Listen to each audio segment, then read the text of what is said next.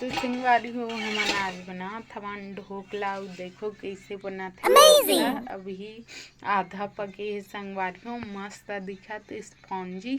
अउ एखर तड़का बर हमन हा देखो का सामान तैयारी करके रखे हवन।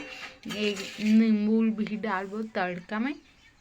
अउ एदे हरा मिर्चा अउ कड़ी पत्ता अउ 2 कली लहसुन अउ 1 चम्मच सरसों के दाना। हमर ढोकला बन के होगे तैयार। देख सकते संगवारी हो कतना मस्त मुलायम। अउ लकड़ी भी डाल के देखत हन तेमे पूरा मतलब पक गे दाना दाना बन के तैयार होगे हे। अब एला उतारही तो संगवारी हो तड़का बर कढ़ाई गरम कर लेना है अउ तेल डाल लेना है। तो संगवारी हो सबो तड़का बर तैयार सामान ला हमन ला कढ़ाई में डालना है और अच्छा से भून लेना है। स्वाद अनुसार नमक डाल लेना है और 1 चम्मच का समला डाल लेना है शक्कर।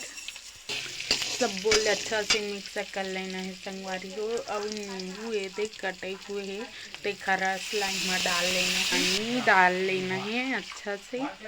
और तैयार हो गए हमार तड़का। में उबाल आगे संगवारी हो,